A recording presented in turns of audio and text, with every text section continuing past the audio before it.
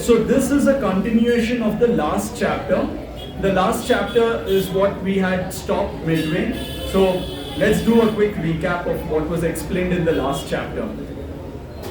It is said that in every karma that we do, if our soul does not participate in it, then it is very vulnerable for either an asura or a sura to hijack us. So for the first time listeners who may not understand this concept, there are suras and asuras on this planet, but they are invisible bodies. The asuras are basically being coordinated, their entire efforts are being coordinated and synchronized with the help of Shukracharya, who is the mortal enemy of Lord Vishnu. And the suras basically are the ones, there was also a chapter before this as to who are the suras and the asuras and why are they here.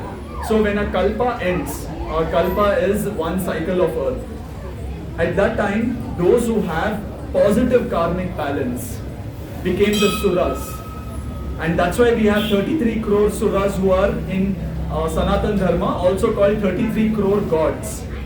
But it is actually these 33 crore suras.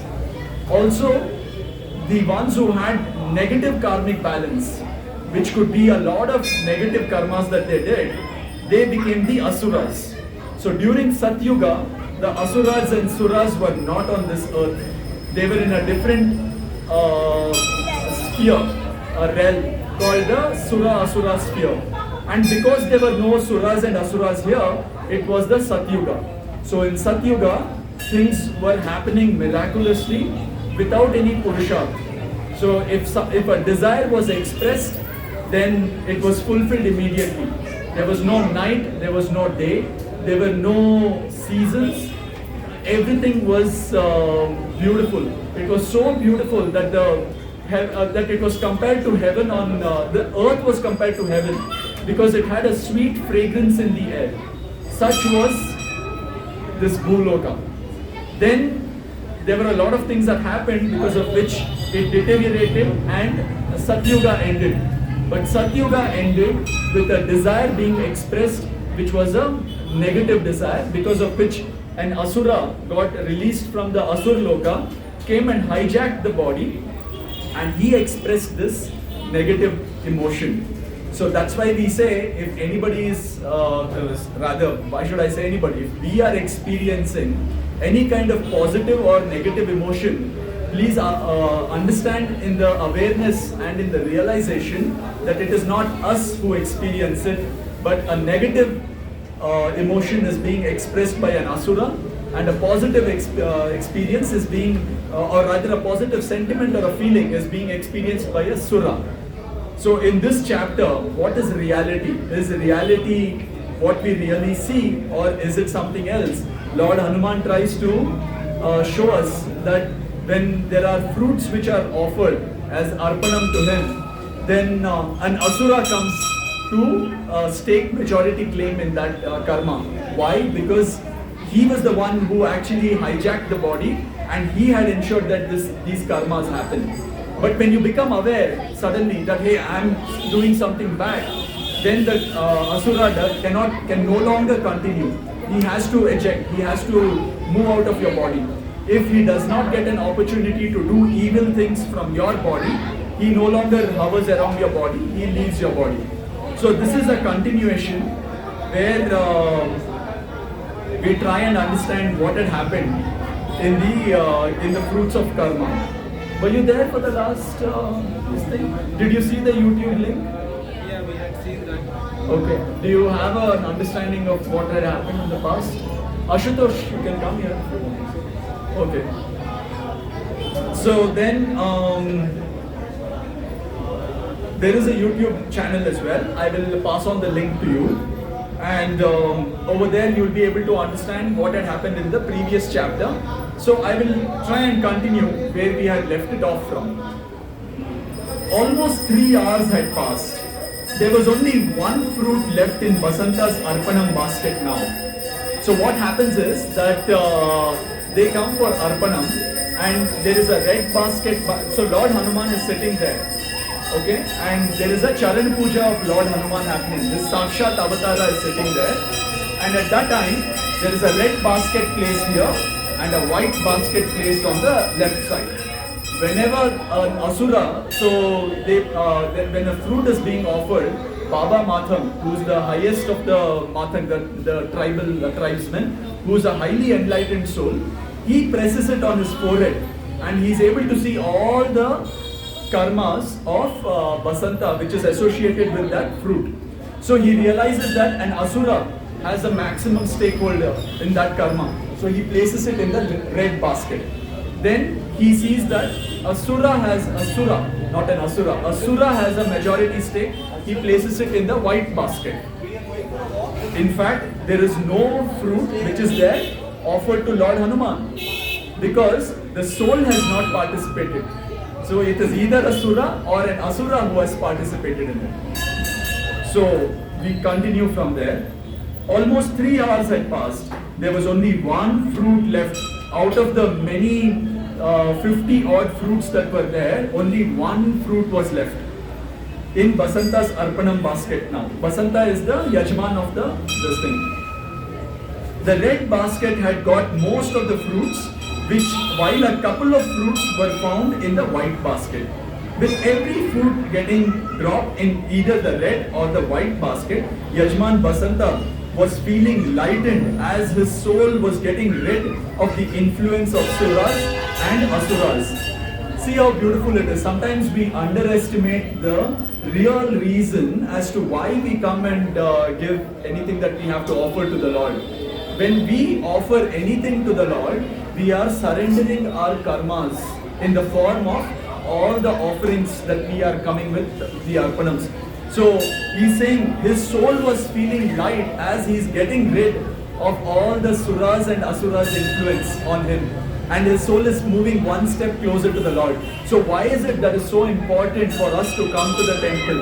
Why is it they say that when you come to the temple, always bring some arpanam with you to give to the Lord? In doing so, understand that we have to do it consciously.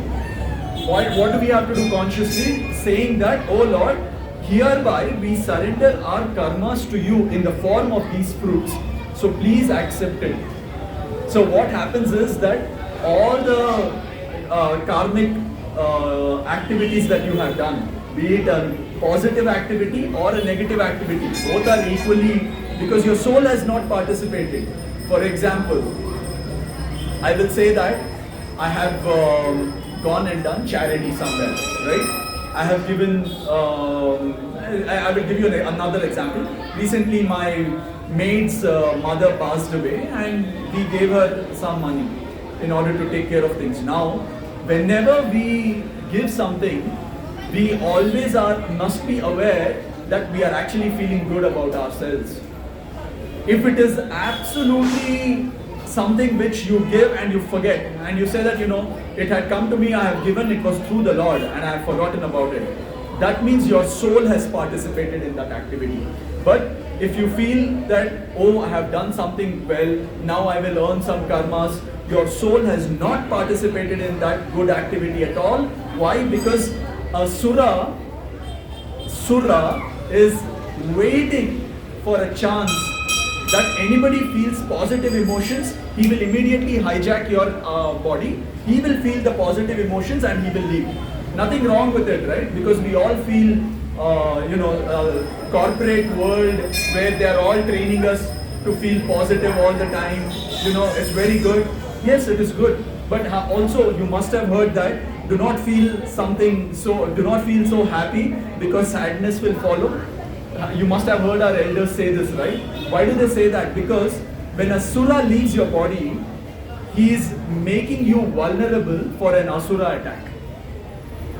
Which means that if a good surah has come and experienced positive emotions through your body, and when he leaves, you are becoming so vulnerable for an asura to come, and that's why you keep seesawing between good and bad and good. So you say, right, this will also pass, I will start feeling good again. Yes, when an asura leaves, asura is waiting, saying this fellow will try to feel good about himself, I'll come and feel good. When asura leaves, then the asura is waiting that this fellow, he will feel something bad, so I need to come and experience it. Whereas A person in awareness will always realize that it is not him who has done it. If an act had to be done, it is the character which is doing it. My name is Anil, so I will say the character Anil had to give a charity, had to do a charity work, and he has done it. Not me, the soul. The soul, which is my Atma, is always an ansh of the Paramatma. It is always secure and anchored with the Lord, which is the Paramatma there. It's always in bliss. He doesn't have to do anything.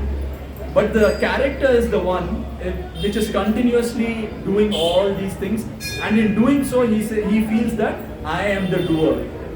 But actually it is said that everything is being experienced by the Paramatma and it is not us alone. So what is Maya? If you see the YouTube channel also, we keep reiterating this time and again. What is Maya? Maya is not an illusion that the whole world is an illusion. No. Maya is the fact that we feel that it is that we are our characters. If I feel that it is my character which is doing all this, oh, I had to get I did a lot of hard work to bring a client and then we delivered great quality work to them, because of which it got acknowledged in my company, I got a 5-star rating, I got promoted. Look at what is happening. I all the time. And then you feel that it is the character which is feeling it. The minute you feel I, please bring yourself into awareness to say who is feeling it. Now we have sang Shri Ram Jai Ram so many times, you sang Hanuman Chalisa, you must be feeling good about it, right? When you walk out of this temple, please ask yourself, who is that I who is feeling good? If you're feeling bad and guilty about something, again bring yourself into awareness, who is that I who is feeling all this? When you bring yourself into continuous awareness as who is feeling this, then you are distancing yourself from the Maya. This is one element of Maya. We had also spoken about in the different other stories as to what are the different states of human existence, where without awareness, how do we keep falling in our states of consciousness, and with awareness, how do we keep rising in a state of consciousness.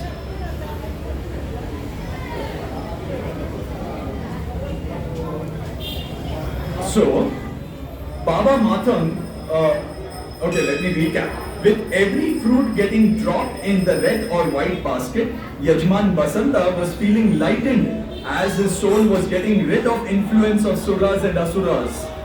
Baba Mathang was looking worried though. The reason was that the fruit kept in the holy feet of Lord Hanuman was still empty. So far, not even a single fruit was found eligible to be offered in the holy feet of the Lord. It was not a good sign, especially because it was the very first Arpanam of the Charan Puja. This was a severe blow to Baba Mathang's pride of Mathang purity as well.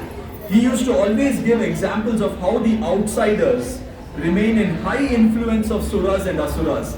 But here, a man of his own tribe, a Mathang, didn't seem to have brought in even a single fruit which could be pure enough to be offered to Lord Hanuman. Baba Mathang picked up the last fruit from Basanta's basket and clapped it to his forehead. All his hopes were shattered. Majority of karmas represented by that fruit seemed to be in the influence of Suras and Asuras. He started circling the water reservoir. This water reservoir is right in front of Lord Hanuman. After circling it 7 times, he concluded that the fruit belonged in the red basket. Baba Mathang bowed down to the red basket to place the fruit, but thought better of it. He started circling the water reservoir for the 8th time. The fruit was a banana. After completing the 8th circle, he rolled it quite a few times in his hand. Seemingly he was judging something. Then he peeled the banana from one side and dropped the peel in the red basket because that part of the peel belonged to an Asura. He circled the reservoir many times, each time removing a part of the banana, judging where that part belongs and putting it in that respective basket. Finally, he found a small piece of the banana, which belonged purely to Basanta's soul. He placed that piece in the basket kept in the holy feet of Lord Hanuman. The first Arpanam of the Charan Puja offered by by Yajman Basanta was completed. Lord Hanuman opened his eyes. He looked at the piece of banana offered to him and smiled. Baba Matham bowed and said humbly, "Oh Lord, please forgive me. I have tried to keep the highest standards of purity in my tribe. But Basanta has grown up in special circumstances after the gemstones were lost. His karmas have been largely influenced by suras and asuras. This piece of the fruit is what all he has to offer to you. I request you to provide him more opportunities to make Arpanam. I suggest making him Yajman at least one session of Charan Puja every day till it concludes." Lord Hanuman simply smiled. He did not even say a word. Baba Matan humbly said with a very low voice, "O Lord, I now request Hotar Urva to escort Kapidrashta into the Hanumandal." Kapidrashta is the title of the Vanara or the monkey, without whom an Arpanam cannot be completed. On instructions of Baba Matham, Urva escorted a Kapidrashta Vanara into the Hanumandal. Kapidrashta circled around the asana of Lord Hanuman, which was his way of showing respect to the Lord, and then sat in front of the Lord, staring at him with the most adorable innocent eyes. Lord Hanuman smiled and said, "O Kapidrashta, Baba Mathan Basanta has offered a piece of fruit. I desire to consume it through your mouth." So that's what happens whenever we offer. It is actually going to the Lord's stomach. I have an 8-year-old boy as well, and he asked me, "Why do we have prasada?" And I said that is the way of the Lord experiencing the fruit through our stomachs. Or since then, he loves eating prasada. Lord Hanuman once again, Kapidrashta circled around Lord Hanuman once again, picked up the piece of the banana from the basket and kept it in the holy feet of the Lord. After eating that piece of banana, he circled the Lord again as a sign of gratitude. Do you now realize the significance behind why we circle the Lord and then we offer the whatever we have brought and then we circle this thing? It is called pradakshina, right? We do the pradakshina and then we offer whatever we have to offer. After we take it, we again have to offer, we have to do that pradakshina as a sign of our gratitude and then come and eat the prasada. After eating that piece of the banana, he circled the Lord again as a sign of gratitude. Lord Hanuman put his hand on his stomach and said, "Ah, what a delicious offering," as though it was not the monkey who had eaten the fruit, but the Lord himself. Kapidrashta screeched. It was his way of saying, "Oh Lord, you are the one who is famous in the world for eating the fruit of immortality, the fruit which hangs up in the sky and brightens the fruits of the entire world with its glow, the fruit which hangs at such a distance that mortal beings can never reach it. Dare they even try to reach, it burns them with its glow." For someone who has famously eaten the fruit of immortality, how would a small piece of banana be so delicious? I assume you are saying this to just please your devotees. The screech of Kapidrashta monkey made Urva's eyes sparkle. He had got a question which he always wanted to ask. He wasted not even a single second. So let us pay our gratitude to Soul Urva for having brought this question, because of which we are learning.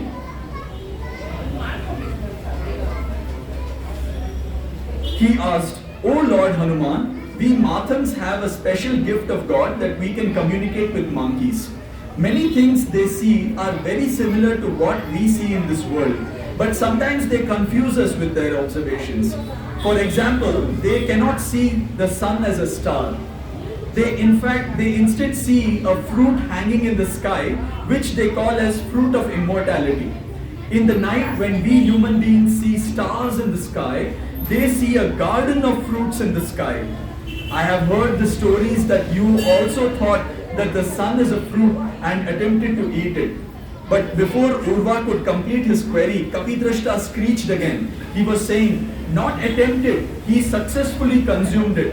If you try to fly towards the fruit of immortality, it will burn you to ashes. It will consume you instead of you consuming it. But Lord Hanuman successfully consumed it and became immortal."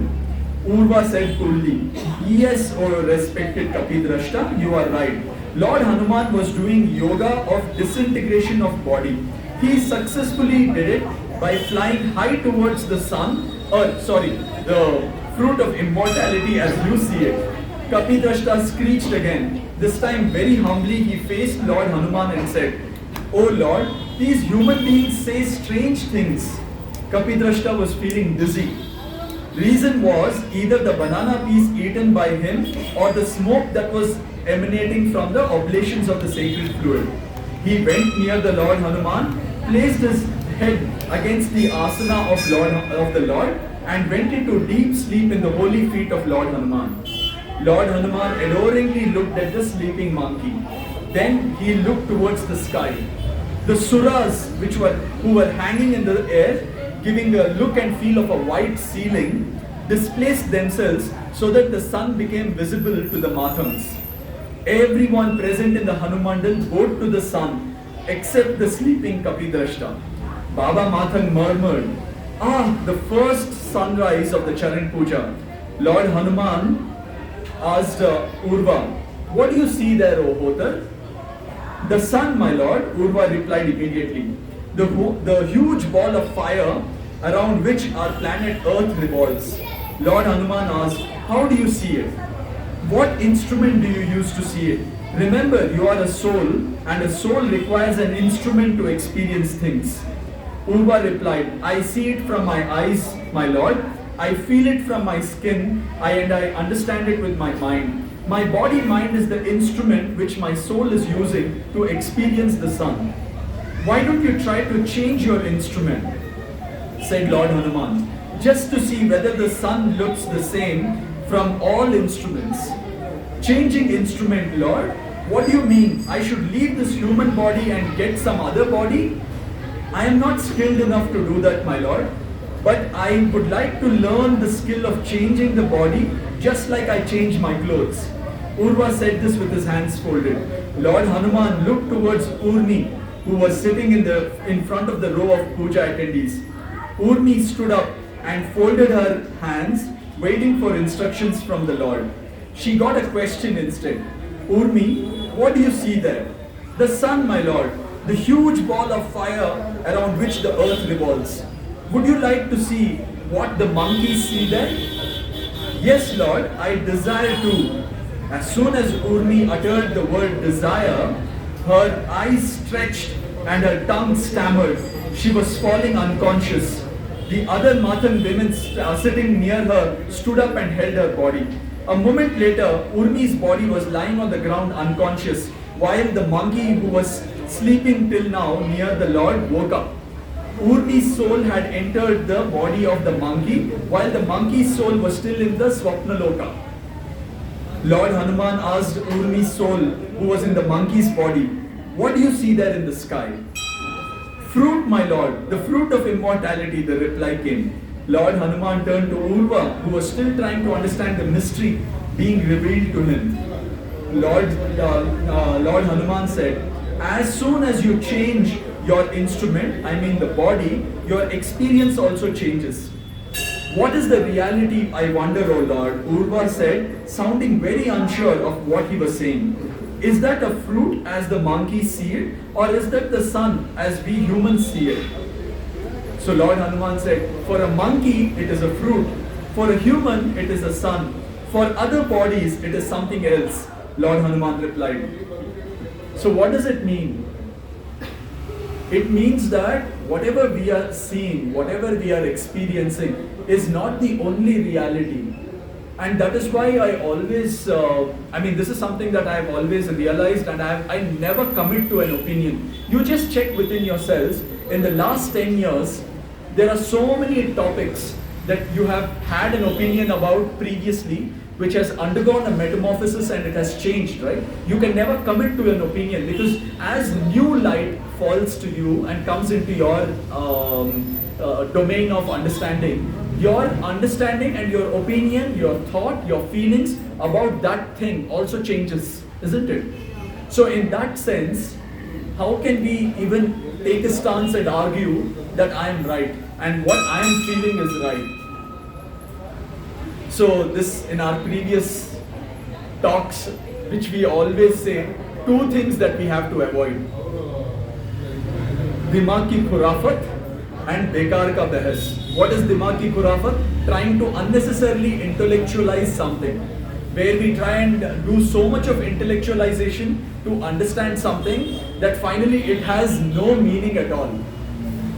And it has lost its meaning. And the second thing that we do is bekar ka bahas, where we have understood something and we say that we are right and I will try to prove you that you need to see things from my point of view.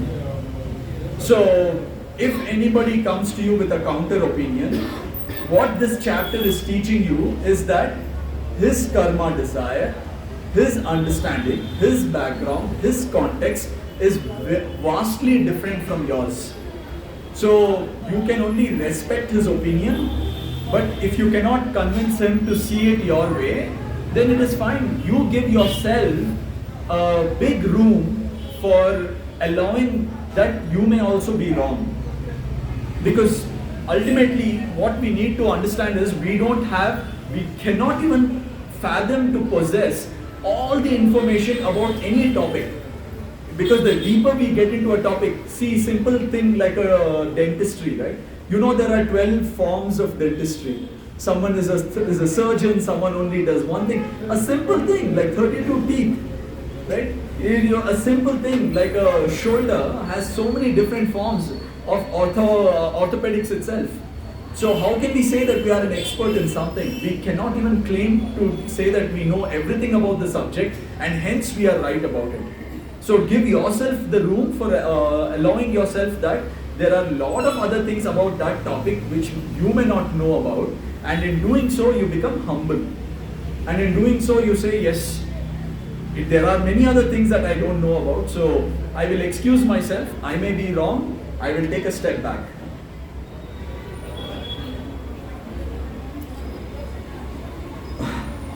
Urva had no words to express his further queries, but he was expecting Lord Hanuman to speak more about the reality. Lord Hanuman didn't disappoint. He said, "Oh Urva, why do you think the supreme deities sent me in the body of a monkey rather than sending in the body of a human?" So we have understood from our previous chapters that Lord Hanuman has been here even in the previous kalpa, and this is the 4th or the 5th kalpa of the earth, which means that the same story has repeated and the same things have happened, and Lord Hanuman has been here. Even when the earth gets destroyed, he will still be here. So why is it that, if you remember the story, right, when Lord Hanuman first met Rama, it was in the form of a Brahmin, where Sugriva sees them coming and he thinks they could be the spies of Vali. So Lord Hanuman says, let me go and find out.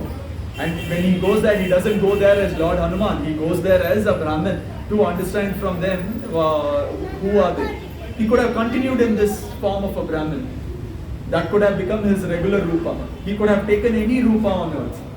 The reason why he is in the form of a monkey is to show to all the human beings that what human beings see is not the only reality. There is also another reality of a monkey which can rise to become a god. He says, "Oh Urva, why do you think the supreme deity sent me in the body of a monkey rather than sending me in the body of a human? Because souls, when they remain in a particular body for a long time, have the tendency to forget that they are souls. They start identifying themselves with the body that they are trapped in." All the Matangs were listening to Lord Hanuman's words very attentively. Lord Hanuman explained, "You are the wisest of human beings currently, and you too are finding it so difficult to understand the mystery that I am revealing to you. Think about other human beings around the world. They cannot communicate with monkeys. They do not know what the perspective of monkeys are. All of them see the sun as the sun and have formed the hard opinion that what they see is the only reality. They are blind to other realities, for instance that of the monkeys. They have invented many instruments which they use to discover space. They have forgotten that their body is the main instrument. All other so-called machines invented by them are only enhancements of the main instrument, which is the body-mind. Lord Ram knew that human beings will become so blind to other realities as Kali Yuga approaches. That is why he desired that I should be worshipped by human beings in my monkey form. If you do not understand that monkeys have a different reality and humans have a different reality, then your worship is not complete. The attentiveness with which the Mathans were listening to the Lord broke when a movement was observed in the group of the Mathan women sitting there. Urmi was groaning. Her soul was coming back to her human body. Kapidrashta monkey too woke up. Baba Mathan deemed it as a sign to resume the proceedings. He said, "Oh Lord, now that the fruits have been offered, Yajman Basanta would like to offer the red powder in your holy feet. Red powder is mandatory in any puja of Lord Hanuman. Mathans make this red powder from various leaves. Baba Mathan picked up the bowl of red powder kept near Basanta's basket of the Arpanam.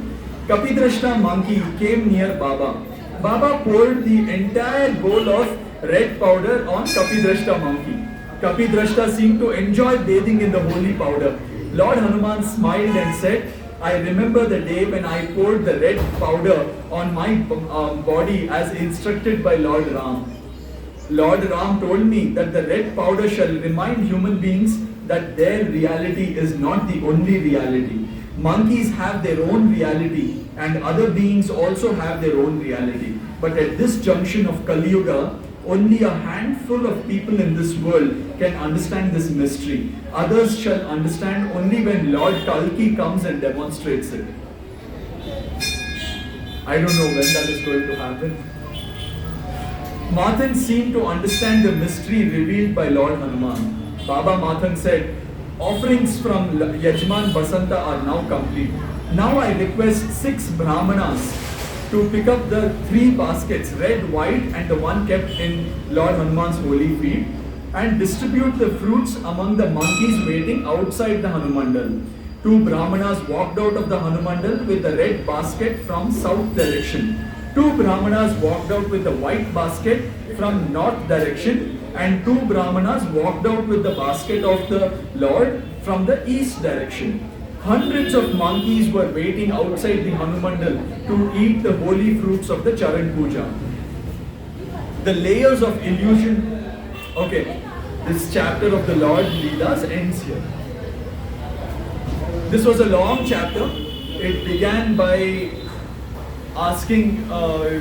by actually showing what these karmas were in which an Asura had participated, and why is it that an Asura held the majority stake when the fruit was being offered to Lord Hanuman. Immediately when the fruit was being offered, an Asura comes, he breaks free into the Hanumandal. So Baba Mathan knows that had he placed it in the feet of Lord Hanuman, then he would have hijacked somebody's body mind there and successfully disrespected the Lord. So he puts it in the red basket. So what this essentially means is that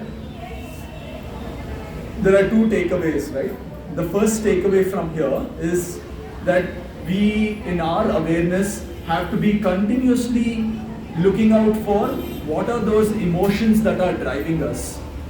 So emotions act as mermaids. So we had another chapter before this where we realized how, you know what is the story of a mermaid, right? If you give your hand to a mermaid, they say that the mermaid will suck you into the ocean and you drown. So the mermaid always extends her hand asking you to pull her out, but instead she'll suck you down with her into the ocean. So emotions play the same role. When you realize that others' emotions, your own others, let's say others are infected by the Sura Asuras, and they come and yell at you, they come and try to say something which makes you feel bad, that is the infection of that Asura from that body mind coming to you. How do you protect yourself? By understanding and realizing that it is not that person, but an Asura who is operating the body and mind through him. And therefore you detach yourself and say that let my character interact with that person, not my soul. If I have to fake an emotion, I'm not even talking about faking an emotion, but I act in the realization that this is all a stage.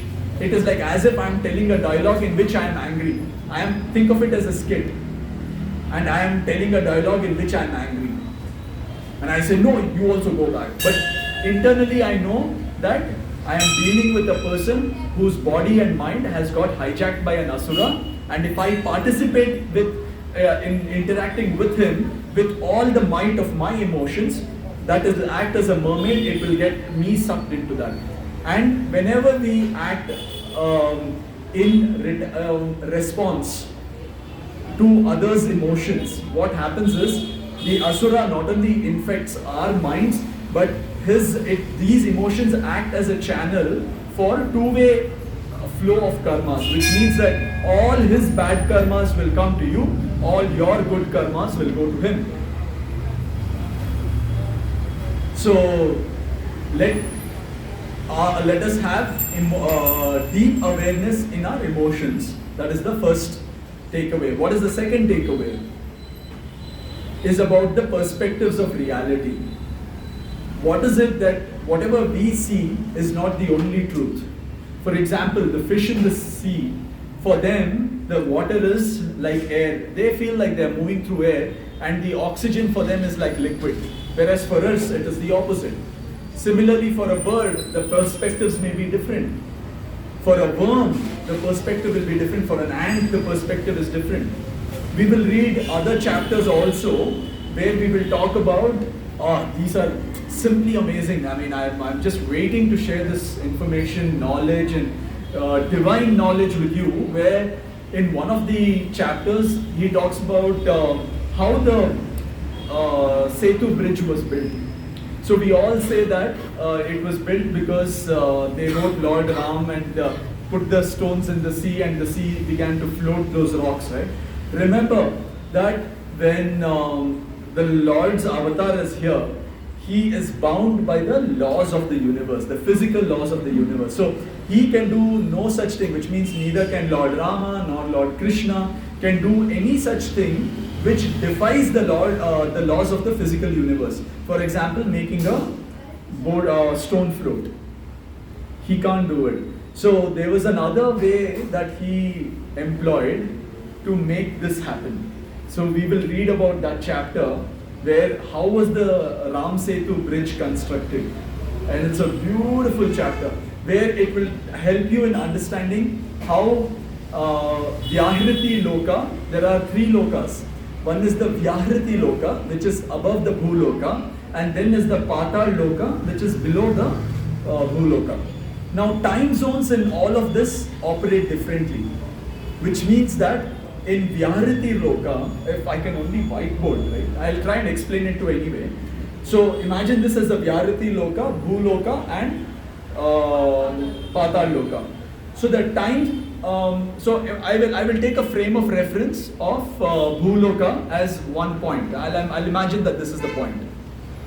Now our present is this, which is being seen, which is, you can imagine it like a time zone. So the time zone of Vyahriti Loka, which is the Loka above us, is ahead of us. So from Vyahriti Loka, when they interact with Bhuloka, they go into the past of the Bhuloka. Which means that, are you able to understand this concept? If I have to go from Bhuloka to Vyahriti Loka, where will I go? You will go into the future. Their time is running fast. No.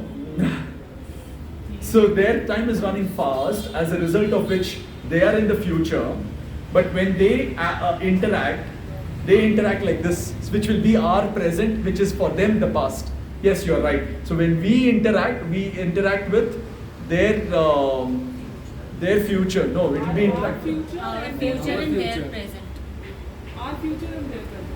Our future will be their present, yes. Now let's imagine the same thing going to Patal Loka. So the Patal Loka, so if I have to draw the line, the line will be like this on the tangent. So there are 3 tangents. It is coming from the future to the present, going to the past, which means if we have to interact with the Patal Loka, it will be the past of the Patal Loka. Our past. And present of Patal Loka. And present of Patal Loka. So our present of Bhuloka is the past of the Patal Loka and the future of Vyahriti Loka. So that's the way in which it interacts. So now there was this is related to the Ahi and Mahi. Ahi and Mahi will be 2 brothers who are in Patal Loka. And this was the time when the this thing happens, when they had actually hijacked Lord Ram and Lakshmana's soul and taken them to Patal Loka. Right? So what Shukracharya wanted to do was to trap them in a time loop in which Lord Rama fights and kills all the the asuras and all the rakshasas and everybody in Lanka. He wins the war. He comes to the present. He goes back and his souls go back to the past of Patal Loka. So it becomes like a continuous loop. So he wanted to trap them in the in that continuous loop. There was no escaping. But Lord Hanuman, with the help of Vibhishan, he successfully ensures that, and this was being guided by the invisible hand of Lord Rama, that Lord Hanuman interacts with them in such a way that he comes back, this time loop is broken. And this time loop is broken in such a way that present of Patal Loka, when it wants to interact with Bhuloka, starts interacting with the past. Correct? If this is the past, this is the line. If they have to interact with Bhuloka, how will they interact? They'll interact directly up, right? They'll not go interact with the present. When they interact directly upwards, it is the past. So the past was the time when when they wanted to realize how do we cross the ocean to Lanka. So it was that time that Ahi and Mahi, so Ravana's soul had successfully entered the soul of Ahi, the Ahi brother. So Ahi says that I will that there is a Lord Rama on earth who wants to attack Patal Loka. So there they have their own ways, and they want to see whether it is really there. So they come up to see. When they come up, they find that there is truly an army, and the army would have gathered at the shores trying to cross. So they say, yes, there is an army which wants to invade us. So you know what they'll do? They'll say, then we have to fortify and strengthen our ceiling, which is the layer between Bhuloka and us. So what they actually do is they fortify their that layer, that roof on them, which is the one which is to fortify it so that nobody is able to attack them. So when they fortify it, when they wake up in the morning, suddenly they see that there is a huge bridge-like structure which is formed on the ocean. So there is no Ahi Ravan ki bhuja ukhade. This was all a lot of. So Lord Hanuman says that a lot of these mysteries has been told in a story of a fight between the good and the evil, because human beings did not have that level of consciousness to understand these secrets. So somebody from Vyahriti Loka wants to interact with us, will interact directly, which means it will be our future. So if somebody from the other Loka interacts with us, we feel that these are aliens.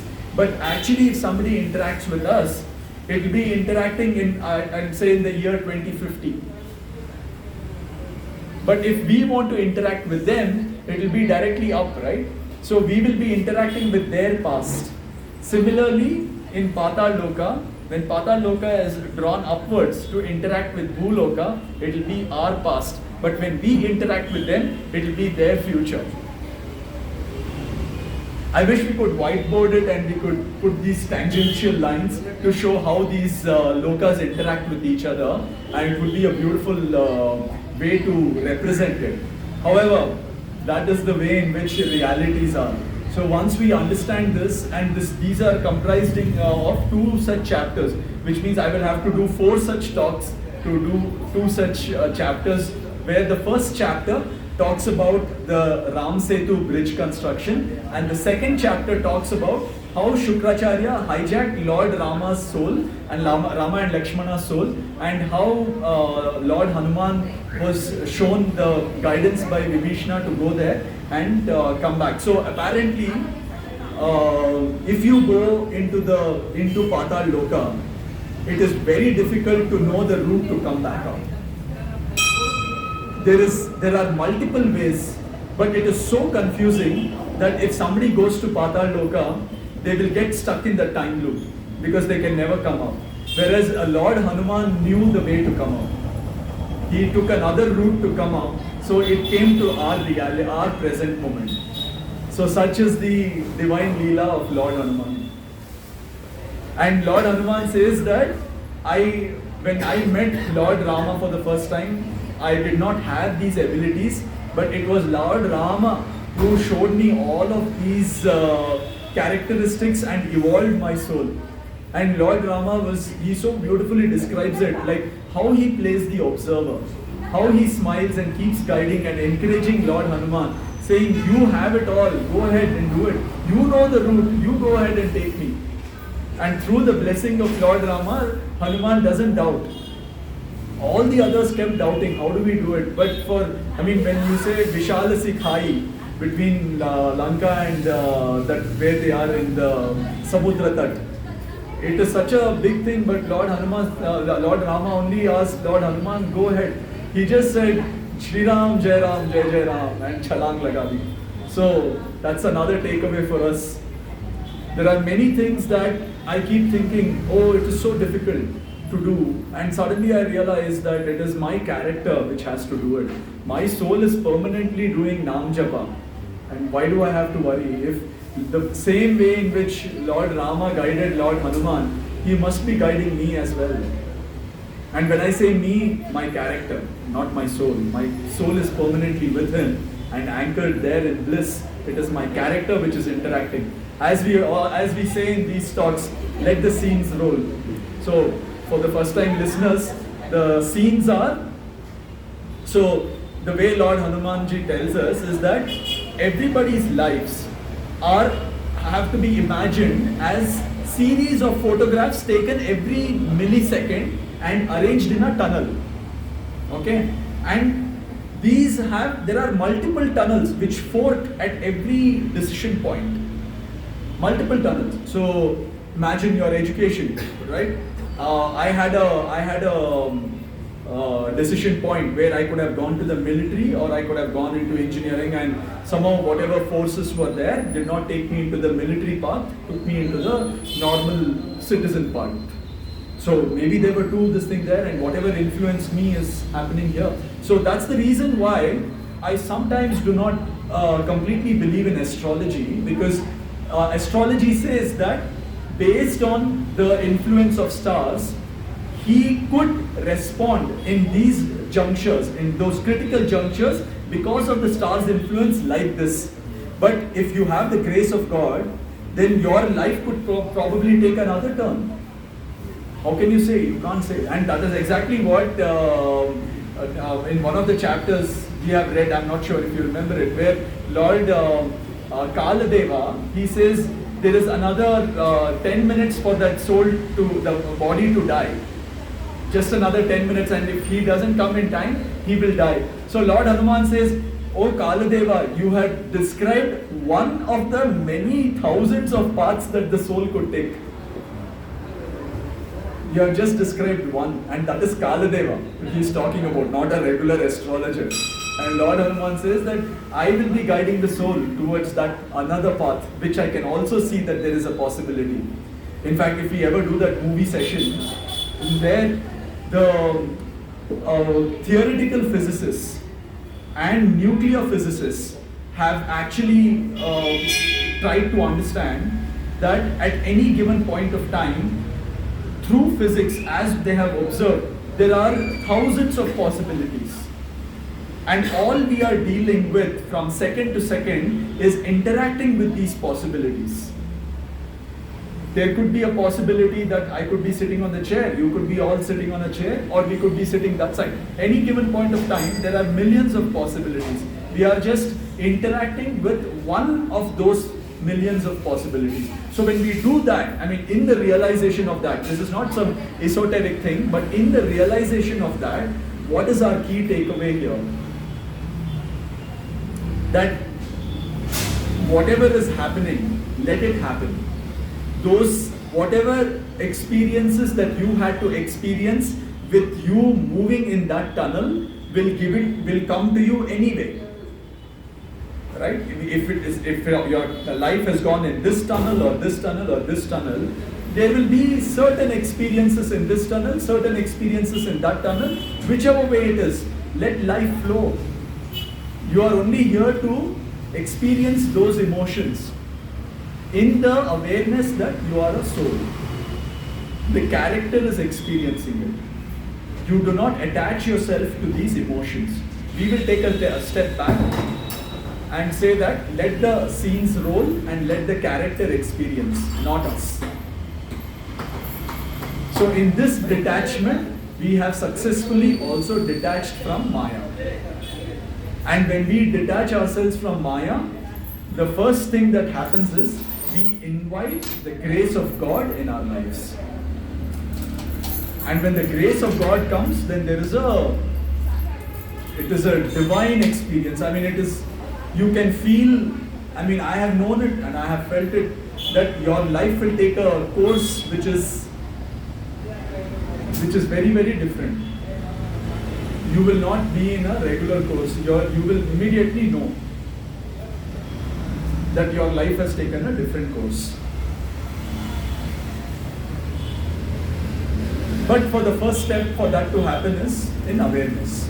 So for the first time, let's have awareness. Since you are first time listening to us, I can say that every emotion, there is something called, so we are all on 7 strings.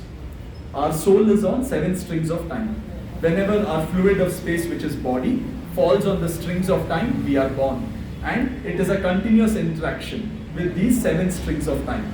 And we feel that we are moving forward. Essentially, we are not moving forward, we are static. But the illusion is that we are moving forward. So when these 7 strings of time, as we start detaching ourselves in the height of emotions, which is what the sages do through deep meditation, or what you can do through continuous awareness practice, you will add one more string to your soul. As and when you add more strings to your soul, the highest soul is a 14-string soul. That has to be, of course, Krishna was a 21-string soul, so we will not, 28-string soul, so we will not go there. But a normal human being is a 7-string soul. The great sages were 14-string souls. We can still become 10-string souls. How can we become 10-string souls? In the height of emotions. Something somebody tells and you're like, blah, blah, blah, and all that. At the height of emotions, when you can realize, what am I doing? I'm just a character. This is a character which is feeling it, not being the soul. I'm going to detach myself. When you keep doing it at the height of emotions and you start detaching yourself, you will add, successfully, you will continuously start adding one more string, one more string, one more string. When you automatically become a 8-string soul, a 9-string soul, you will automatically start withdrawing from the world. The world can no longer affect you. No matter what someone says, your anger will not rise. Your feeling of insult will not rise. Your feeling of victimization will not rise. Your feeling of guilty will not rise. You would have withdrawn yourself so much that you will be permanently realizing that this is just the character. The character is feeling it, not me.